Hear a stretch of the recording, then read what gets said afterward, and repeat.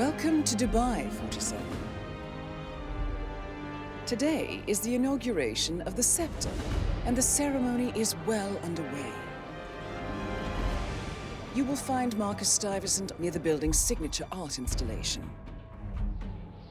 while a paranoid Carl Ingram has ensconced himself in his penthouse suite, security on highest alert. Mr. Gray is already in position and ready to assist. Good luck, 47.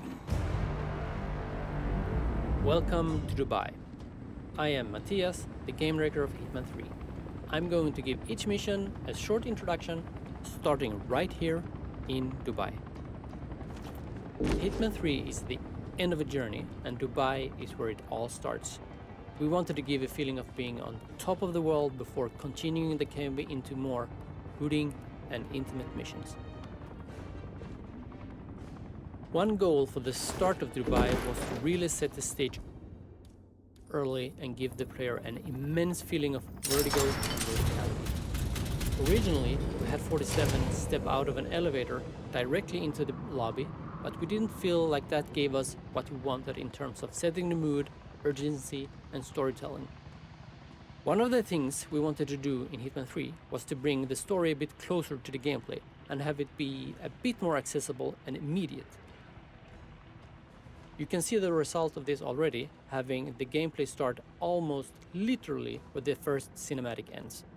By having a short, linear, playable intro, we can have the player get used to the control scheme of the game, tutorialize the new camera item, and at the same time allow for some in-game storytelling. This sets up Lucas Gray's drive and purpose as the player is breaking into the skyscraper and into the sandbox, where the real gameplay starts. For subsequent playthroughs, our mastery system allows players to skip this part by unlocking new starting locations that lead directly into the sandbox. After breaking through the tunnels and finding their way into the inauguration of the tallest building in the world, we wanted the player to feel invited and being part of a very high-end event in typical Hitman fashion. This location is about the flash and the display of new money, which is in stark contrast to the targets and their lineage, who are both from old money many, many generations ago. They don't really belong in this place. You probably also noticed the big difference between the public-facing rooms and the worker crew facilities. One is very luxurious and expensive looking, while on the backside things are not as pretty. We always try to give contrast and do environmental storytelling like this in our locations. When playing this mission, we wanted to give the player a feeling of conquering the skyscraper, slowly finding their way up and unlocking powerful shortcuts as they explore, as well as mastering the general gameplay and level design. The first few times, it is more likely that players will have to go outside and climb up to one of the targets. But as they master the location, there will be more convenient and sneaky ways discovered. It is about discovering the Swiss cheese and mastering it. The scepter. Now please, be my guests and celebrate. And thank you.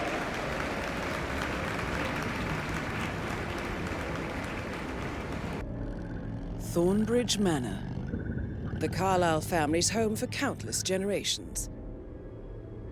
The Revenant Alexa Carlyle and her 3 adult children, younger brother Zachary, grandson and daughter-in-law, are all gathered to conduct Carlyle's sham funeral. Curiously, Carlyle summoned a famous London PI soon after arriving this morning, but his purpose at Thornbridge is yet unclear. Now, the target knows that you're coming, and her guard detail is top-notch. So Mr. Gray will secure their nearby field HQ and intercept all calls going in and out of the estate. Any appeal for backup is going to fall on very deaf ears. Good luck, gentlemen.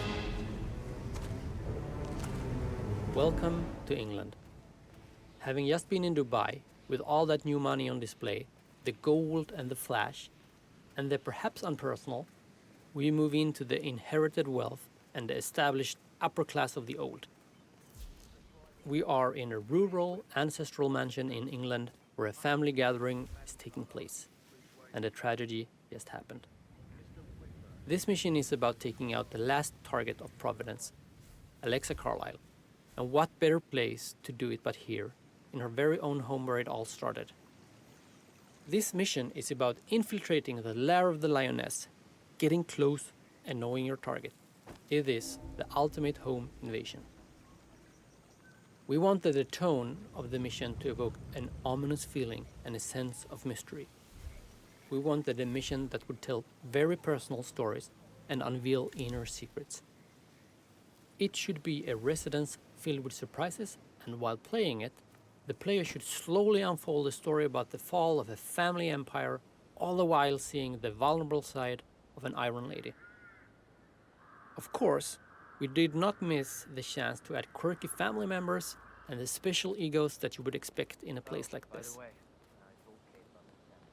In order to really drive home the sense of mystery, elevate the general mood, and to give a twist to the gameplay, we decided to add a whodunit in this mission. This would then also allow us to get close to the family as well as the target, showing Alexa's vulnerable sides. Perhaps also to be exploited to the player's benefit. It is very hard to miss that the event in this mission is centered around a murder mystery. Here, we ask the player to play the role of a private investigator to solve a very recent death, a suicide that our target suspect is foul play. At first, we played around with giving away the PI disguise already outside, almost for free, just to let almost everyone experience it from the get-go, as there is so much gameplay in it. But ultimately, we decided not to, as that would rob the player from infiltrating the mansion themselves, which is a very core Hitman and fun thing to do. Instead, we teased the murder mystery very heavily in the beginning to try and catch the player's interest.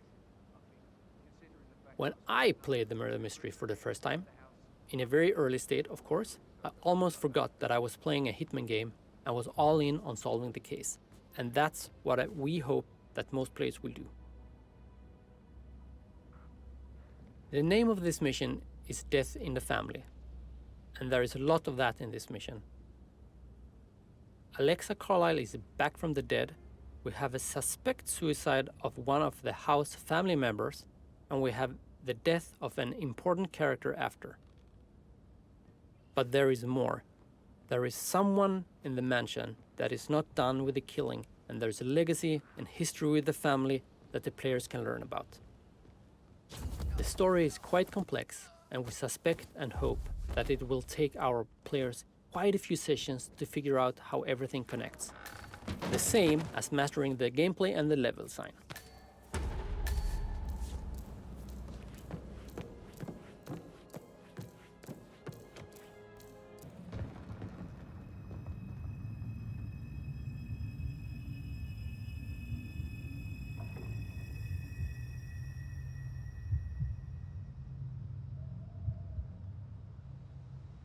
The start of Berlin was always supposed to be a cold open.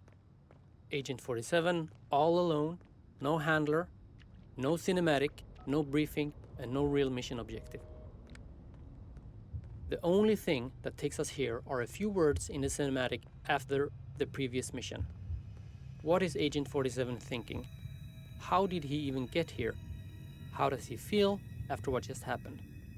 We wanted to evoke an eerie and surreal feeling when exploring the first area in this location, before the actual mission starts. Olivia is not answering the phone, and we have big black vans standing up behind a gas station, a dead body. So what's going on here? We looked at the entire start of this mission as an in-game mission briefing. After a bit of exploring, suddenly Olivia calls, and we're getting an explanation of the situation. Olivia wants Agent 47 to leave the area, but he has other plans. For the first time in the trilogy, Agent 47 must decide for himself. He wants to strike back at the ICA and formulates his own mission objective. This is an important step in Agent 47's story arc and his path to freedom, having his own agency.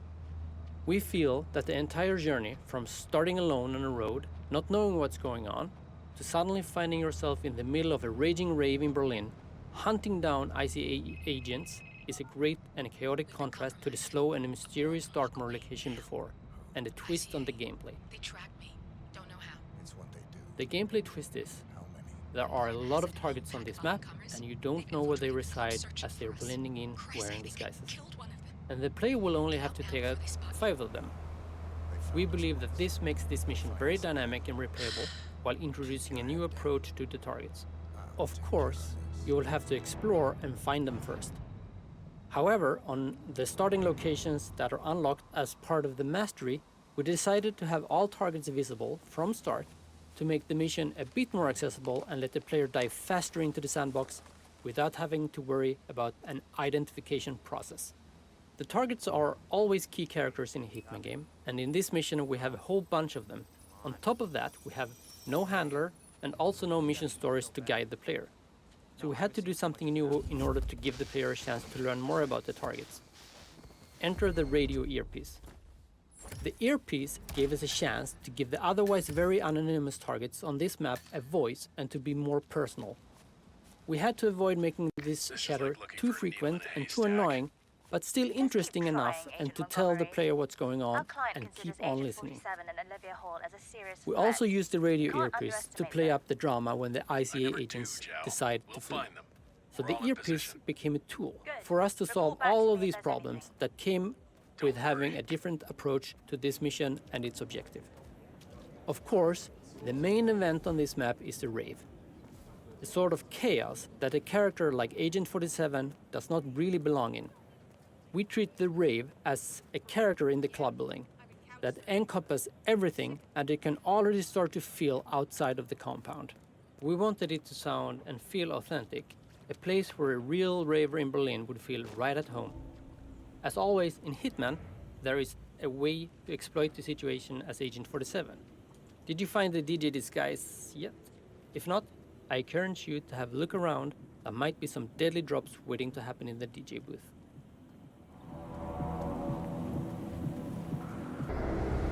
Chongqing, China. This city is Big Brother's wet dream with more than 2.5 million cameras covering 15 million people. Privacy is a 4-letter word in this place. It's pretty ironic that a cloak and dagger organization like the ICA keeps its most valuable secrets here. You'll find Hush conducting his fringe experiments in an abandoned apartment building, while Imogen Royce, the archivist, runs the day-to-day business of the ICA data facility. I just hope you know what you're doing, 47. Welcome to Chongqing, and the mission where Agent 47 is about to kill his past. We wanted this to be our in-city level, but a different one. In a big Chinese metropolis, you would expect big dense crowds, but we've felt like going in a direction that would better match the mood and feel of this mission. We have 2 targets, but this is more or less a hit on the ICA. We are here to take them down for good and forever break all ties with the institution that gave Agent 47 purpose for so long. Coming from a booming rave with a big crowd, we wanted something more serene and calm. A night mission, backstreets, very noir, very secretive. And the rain, of course. Not only there to give us location variety, but also to enhance the feeling that after this mission, there is no going back to how things were before. It is a point of no return. There are no more ICA-sanctioned targets after this mission, but it is also another very important step for 47 and his path to his own agency. The hope is that this also is reflected in the composed music with a church-like spire. Somewhere in this location is a big ICA facility, hiding away in plain sight. We wanted the player to explore and look around, spending time in the rain before finding their way in. So at the surface, this mission is a bit harder with entrances that are not always so easy to find. It's a location where shady things are going on and the player is encouraged to explore and discover. We have 2 different fortresses in this location, and while they share a theme of being very high-tech and futuristic, they are still very different in their nature. The actual ICA facility is clean, professional, and focused. It's about big data, and it's the space where the target Royce resides and where she is conducting her experiments, trying to bring the ICA into the future. The The outer fortress is wilder and more rough, where shady experiments are taking place, not sanctioned at all by the ICA. It's an ad hoc improvised space, a place where the other target, Hush, is trying to realize his vision of the future of the ICA. And he definitely has a different approach than that of Royce. But in line with the themes of the Hitman games, they both, in slightly different ways, are about control, agency, and predictability. This is also something we lean into with the story arc of 47. There's always someone telling him what to do. We wanted to really show the relationship between Diana and 47 in this mission. And we do that in the ICA Data Core hack event. In this moment, 47 looks back at his past and is starting to realize the type of relationship he has with Diana. Who is in control here? And also, what is she doing in this very moment? It is supposed to be part nostalgic and part forward-moving, as 47 deletes all of these moments and then uploads the rest of the ICA files, exposing them to the world, killing his past. That thing looks like a crashed drone. I bet it's connected to the...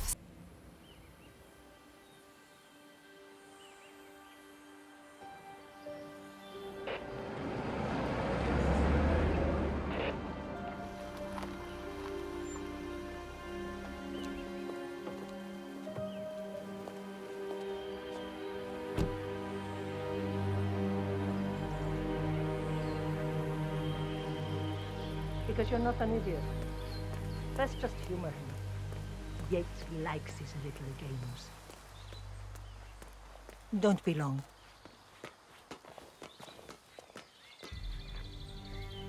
You got my message. You'd never get caught on camera. Not unless you wanted to be seen. So what's the play? You're not the only one who's been busy, 47. I'm this close to becoming the next constant. I'll be able to dismantle Providence from the inside. Only one man stands in my way. Don Yates. That weasel was the partner's legal counsel for years. He's the top candidate. But remove him from the playing field. It won't work. If Edward suspects... I will convince him you acted alone. Retaliation for Gray. Trust me, I know what I'm doing. The Herald, Tamara Vidal. She has eyes everywhere, and they're all fixed on you. The plan won't work unless we take her out. She never leaves my side for long. Whatever your plan is, I'll help you if I can. You're sure about this? As sure as I'll ever be.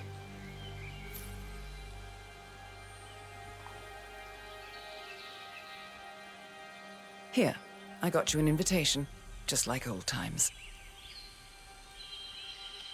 Come find me when it's done. Good luck, 47. Welcome to Mendoza and the dance with Diana.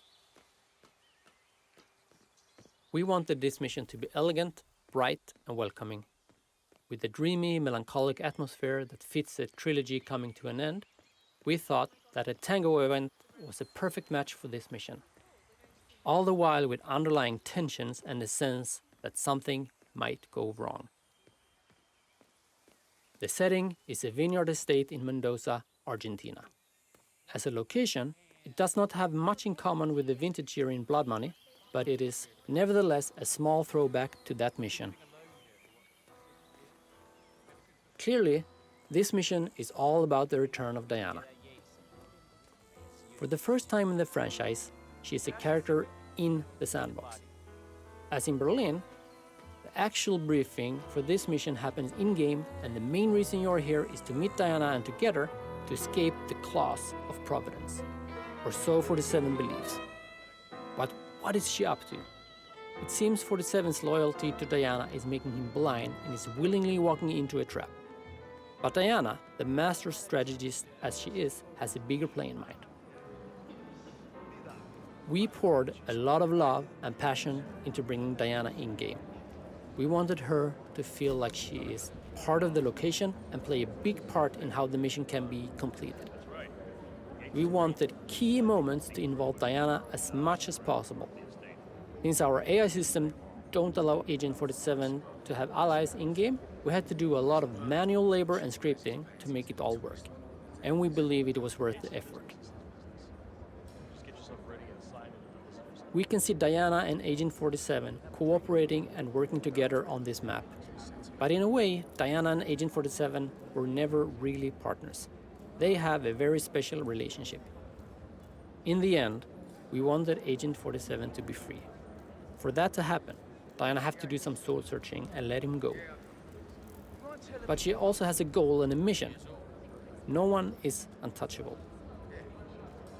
And there is one last thing she needs to accomplish before she can stop using Agent 47 as a tool to do her biddings. And we can see the climax of this in the aftermath of this mission. And then, finally, when 47 is free, what will he choose to do? For the first time in his life, 47 is in complete control. Is there a world where Diana and Agent 47 can be true partners? That is up to 47 to decide. Okay. I'm more of a So who's this fool? but if Yates wants to bring the heralds closer together.